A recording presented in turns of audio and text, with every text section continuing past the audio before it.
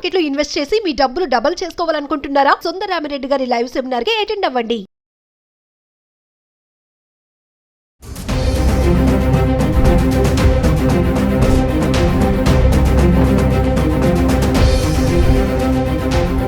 నమస్తే, welcome back to Suman TV. Present మనతో పాటు ఉన్నారు consumers affairs committee chairman Mandari Krishna Reddy గారు.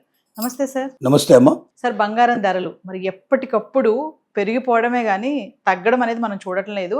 చాలా మంది వ్యూవర్స్ ఏంటంటే కంగారు పడి మరి ఇంకా పెరిగిపోతుందేమో ఇది అని చెప్పేసి కొనుక్కోవడం కూడా జరుగుతుంది. ఏ స్టోర్ చూసినా కూడా జనాలతో కిక్కిరిసిపోయి ఉంటున్నారు. అంటే పెరుగుతుంది కదా, జనాలు ఉండకూడదు కదా మనం అనుకుంటాం, కానీ ఇంకా ఎంత అయిపోతుందో, ఇది లేమేమో అన్న భయంతో కూడా కొనుక్కుంటున్నారు.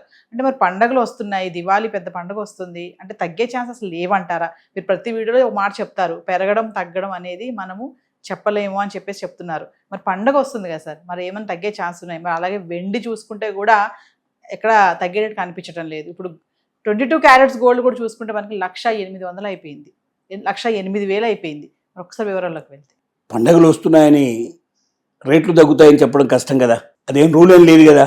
ప్రపంచ మార్కెట్లో గోల్డ్ సిల్వరు విపరీతంగా రేట్లు పెరుగుతున్నాయి కాబట్టి దాని ప్రభావం భారతదేశం మీద కూడా ఉంది. ఒక రకంగా చెప్పాలంటే సామాన్యుడు, మధ్యతరగతి వాళ్ళు గోల్డ్ మీద ఆశ వదులుకోవాల్సిందే.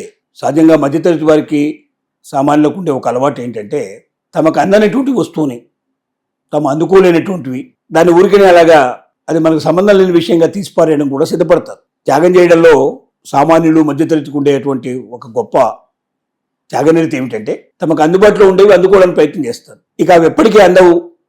తమ ఎంత ప్రయత్నం చేసినా అందుకోవాలనుకున్నప్పుడు అది మన పరిధిలో విషయం కాదు, మనం దాని గురించి ఆలోచించకూడదు.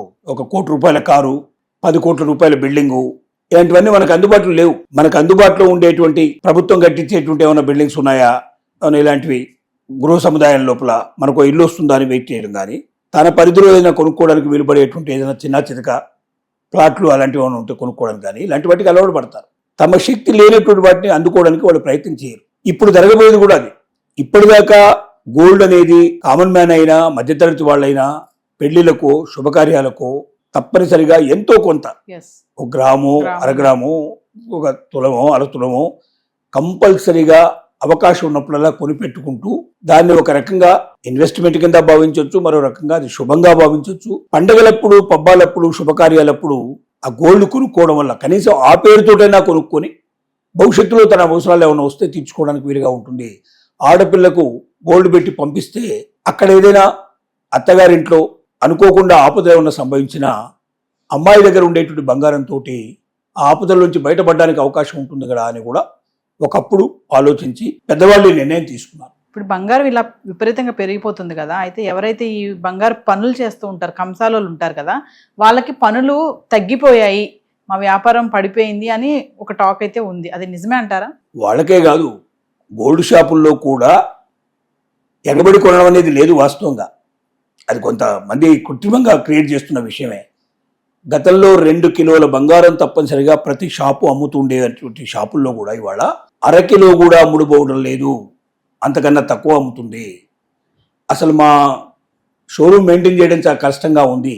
దీని కిరాయిలు కానీ, దానికి ఎలక్ట్రిసిటీ బిల్ కానీ, ఎంప్లాయీస్ సాలరీస్ కానీ, మొత్తం మెయింటెనెన్స్ చూసుకున్నట్టయితే మాకు వచ్చేటువంటి అమ్మకాల్లో వచ్చే లాభాలతోటి ఇది మేము మెయింటైన్ చేయలేకపోతున్నాం అని రోధిస్తున్న వాళ్ళు, బాధపడుతున్న వాళ్ళు చాలామంది పెద్ద పెద్ద బిజినెస్ మ్యాగ్నెట్స్ ఎవరైతే బంగారంలో వాళ్ళు ఉన్నారో వాళ్ళే చెప్తున్నారు ఈ మాట. ఇక చిన్న చిన్న కంసాలి వాళ్ళ పరిస్థితి అయితే ఇంకా చాలా ఘోరంగా ఉంటుంది. ఎందుకంటే అయితే వాళ్ళకి ఏంటంటే పాత బంగారాన్ని ఎక్కువగా చేస్తుంటారు కాబట్టి కొత్త బంగారం తెచ్చి ఎవరు కూడా నగలు చేసి ఇవ్వమనే వాళ్ళు చాలా తక్కువ ఉంటారు. ఎక్కువ బాగా నగలే కొనుక్కుంటారు. కొత్త బంగారం కొనుక్కునే వాళ్ళు, బంగారం కొద్దిగా ఎక్కువ కొనుక్కునే వాళ్ళు ఏంటంటే భవిష్యత్తులో ఇన్వెస్ట్మెంట్ కోసం దాచుకుంటారు తప్ప దాని నగలు ఎప్పటికప్పుడు తయారు చేసే ప్రయత్నాలు చాలా తక్కువ ఉంటాయి. అసలు లేవని మనం చెప్పలేం, కానీ తక్కువ ఉంటాయి. ఎవరు వస్తారు వాళ్ళ దగ్గరికి అంటే పాత నగలు చెడగొట్టి కొత్త నగలుగా మార్చుకునే వాళ్ళే ఎక్కువ మంది ఉంటారు. అలాంటి వాళ్ళు ఎప్పుడూ అది కొనసాగే ప్రయత్నం జరుగుతూనే ఉంటుంది. ఎందుకంటే మార్కెట్లో కొత్త రకాల కొత్త డిజైన్స్ వస్తున్నప్పుడు పాత డిజైన్స్ తీసేయడం, మళ్ళీ కొత్త డిజైన్ తయారు చేయించుకోవడం ఇలాంటివి జరుగుతాయి. అయితే ఎంతైనా కొంత పడిపోయే అవకాశాలు తప్పనిసరిగా ఉన్నాయి. ఎక్కువ ఎవరికి నష్టం వస్తుందంటే బంగారాన్ని భారీగా తెచ్చి అమ్మేటువంటి వాళ్ళు ఎవరైతే ఉన్నారో, బంగారు ఆభరణాలకు సంబంధించిన పెద్ద పెద్ద షోరూమ్స్ ఇప్పుడు హైదరాబాద్ లాంటి నగరాల్లో మనకు కొన్ని వందల షోరూమ్లు కనబడతాయి. ఎక్కడికి వెళ్ళినా ప్రతి వీధిలో ఒకటో రెండో ఖచ్చితంగా బంగారం సంబంధించినటువంటి షోరూమ్స్ మనకు కనబడతాయి. ఈ షోరూమ్లన్నీ కూడా ఇప్పుడు వెలవెలబోయే పరిస్థితి ఏర్పడుతుంది. సరిగ్గా అమ్మకాలు లేవు. ఎవరు కొనగలుగుతున్నారంటే ఇన్వెస్ట్ చేయగలిగేటువంటి క్యాపబిలిటీ ఉండి వేరే దాంట్లో పెట్టేదానికన్నా బంగారంలో పెడితే మనకి ఎక్కువగా లాభాలు వస్తాయి అనుకున్న వాళ్ళు, పెద్దవాళ్ళు, డబ్బు బాగా ఉన్నవాళ్ళు, డబ్బు బాగా వెదజలగలిగేటువంటి కెపాసిటీ ఉన్నవాళ్ళు, వెచ్చించగలిగే కెపాసిటీ ఉండేవాళ్ళు మాత్రమే ఎక్కువగా తీసుకుంటున్నారు. వెండి కూడా విపరీతంగా పెరిగిపోయింది. 1,50,000 దాటేసే పరిస్థితి ఏర్పడింది. 1,50,000 దాటిందంటే ఇది ఇంకా శరవేగంగా పరుగులు పెట్టే పరిస్థితి కనపడుతుంది. అందుకే మనం సామాన్యులకు ఏం సలహా ఇస్తున్నామంటే బంగారం కొనడం కన్నా మీరు వెండి కొనుక్కోండి. వెండి కొనుక్కోవడం వల్ల బహుశా మీకు తాలిబొట్టు అలాంటి దానికి ఉపయోగపడకపోవచ్చు, కానీ చిన్న చిన్న ఆభరణాలు అవి తయారు చేసుకోవడానికి కూడా వెండిని మొదటి నుంచి ఉపయోగిస్తున్న వాళ్ళు ఉన్నారు. రెండోది, వెండిని వెండిగా మీరు ఉంచుకోగలిగితే భవిష్యత్తులో ఇది మీకు బాగా రాబడి పెంచుతుంది, మీకు ఎక్కువ ఆదాయాన్ని తెచ్చిపెడుతుంది. అది చాలా రెట్లు పెరుగుతుంది.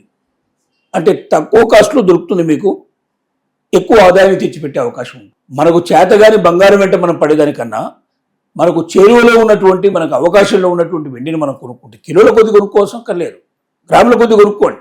10 గ్రాములు, 10 గ్రాములు, 100 గ్రాములు తీసుకున్నా కూడా మనకు కాస్ట్ చాలా తక్కువ పడుతుంది. అలాగా మీరు మెల్లమెల్లగా వెండిని ఎక్కువ పోగు చేసుకొని మొదలు పెడితే ఈ వెండి రేపొద్దున మీకు బంగారంతో సమానంగా రేట్లు పెరిగే అవకాశాలు కూడా ఒకప్పటికి ఉండవచ్చు. ఇంకో 5 ఏళ్ళు 10 ఏళ్ళు పోతే ఆ స్టేజ్ కూడా వచ్చేటువంటి అవకాశాలు కనబడుతున్నాయి. కాబట్టి వెండి రేటు కూడా బంగారాన్ని దాటిపోయే పరిస్థితులు కనబడుతున్నాయి, చాలా ఎక్కువగా పరిగెడుతూ ఉంది. అయితే ఇది ఎప్పటిదాకా అనేది పెద్ద క్వశ్చన్ మార్క్. ఖచ్చితంగా పెరిగి తీరుతుంది, ఖచ్చితంగా 2 లక్షలు అవుతుంది, 4 లక్షలు అవుతుంది, 5 లక్షలు అవుతుంది, ఇలాంటివన్నీ ఆలోచన రహితంగా చెప్పేటువంటి మాటలు. బంగారం రేటు అనేది ఖచ్చితంగా అనేక రకాలైనటువంటి ప్రపంచానికి సంబంధించిన విషయాల మీద ఆధారపడి ఉంటుంది తప్ప స్థానికంగా జరిగేటువంటి దాని మీద ఆధారపడదు. ఇక్కడ పొలిటికల్ పార్టీ మారినంత మాత్రంలోనూ, లేదా ఇక్కడ వ్యాపారస్తులు స్ట్రైక్ చేసినంత మాత్రంలోనూ, ఇక్కడ ఇంకేదైనా ఉపద్రవాలు వచ్చినంత మాత్రంలోనూ ఇక్కడ బంగారం రేట్లో పెద్ద తేడా రావు. ఇది వరల్డ్ వైజ్గా ఉండేటువంటి రేటు. ప్రతిరోజు ప్రపంచంలో ఈ రేటు దాదాపుగా మోరల్లెస్ 1,000, 2,000, 5,000 రూపాయల డిఫరెన్స్ తోటి ఎక్కడైనా ఇదే రేటు నడుస్తాయి. కాబట్టి పరిగెడుతున్నటువంటి బంగారాన్ని ఆపడం అనేది ప్రస్తుతం కొద్ది కష్టమే. కానీ ఈ పరుగు ఎక్కడి దాకా అనేది మాత్రం క్వశ్చన్ మార్కే. ఈ క్వశ్చన్ మార్క్ ఆన్సర్ ఏంటంటే కాలం చెప్పాల్సిన విషయం తప్ప మనుషులు ఎవరు చెప్పలేరు. నేను భూత భవిష్యత్తు వర్తమానాలు తెలిసిన వాడు కూడా బంగారం రేటు గురించి చెప్పలేరు. కొన్ని పరిస్థితులు, ముఖ్యంగా ట్రంప్ తీసుకునే నిర్ణయాలు కానీ, లేక స్టాక్ మార్కెట్ కుదేలు అవుతున్నట్టు పరిస్థితిని కానీ, స్థిరంగా లేకపోవడం కానీ, అలాగే మనం చెప్పుకున్నట్టు పెట్రోలియం ఉత్పత్తులకు సంబంధించిన విషయంలో కానీ, యుద్ధాలకు సంబంధించిన విషయంలో కానీ, రియల్ ఎస్టేట్కి సంబంధించిన విషయంలో కానీ, ఇలా అస్థిరతలు కొనసాగుతున్నట్టు సందర్భంలో ఒక బంగారం మీద పెట్టుబడి సరి అయింది, ఇది కాన్స్టెంట్గా ఉంటుంది అన్న నమ్మకం ఒకటి. రిజర్వ్ బ్యాంక్ ఆఫ్ ఇండియా మనకున్నట్టుగానే ప్రతి దేశానికి సెంట్రల్ బ్యాంక్స్ ఉంటాయి. వాళ్ళందరూ ఎక్కువగా బంగారాన్ని కొనిపెట్టుకోవాలనే ప్రయత్నంలో ఉండడం వల్ల కూడా వీటన్ని కారణాలు ఒకేసారి కలిసి రావడం వల్ల బంగారం రేటు రోజు రోజుకు పెరుగుపెడుతుంది. ఎంత దాకా కొంటారు? గవర్నమెంట్స్ కూడా కొంటే ఇంకా ఎక్కువ రోజులు కొనలేరు, ఒక స్థాయికి తీసుకొచ్చి ఆపేస్తారు. అక్కడితో బంగారం ప్రభుత్వాలు కొనడం ఆగిపోతుంది. స్టాక్ మార్కెట్స్ స్థిరంగా ఉండే పరిస్థితులు ఏర్పడవచ్చు, రియల్ ఎస్టేట్ పెరిగే అవకాశాలు కూడా పెరగవచ్చు. ఎంతకాలం అట్లా నెలగా ఉండవు. అలాగే యుద్ధాలు ఆగిపోవచ్చు, దానికి దాదాపు దగ్గరగా రంగం సిద్ధమైనట్టు కనపడుతోంది. ఇవన్నీ అయిపోయి పెట్రోలియం ఉత్పత్తులు కూడా వేరే వాళ్ళ మీద ఆధారపడాల్సి ఉంటుంది. ఎవరికి వాళ్ళే వాళ్ళ ప్రయత్నాలు వాళ్ళు చేసుకుంటున్నారు. ఇలాంటి పరిస్థితులన్నీ ఫలిస్తే బంగారం రేటు కిందికి దిగడం మొదలు పెడుతుంది. అలా దిగడం ప్రారంభిస్తే అది దిగడం కూడా దాదాపుగా ఇదే రకంగా జరిగే అవకాశాలు కూడా ఉన్నాయి. Thank you sir.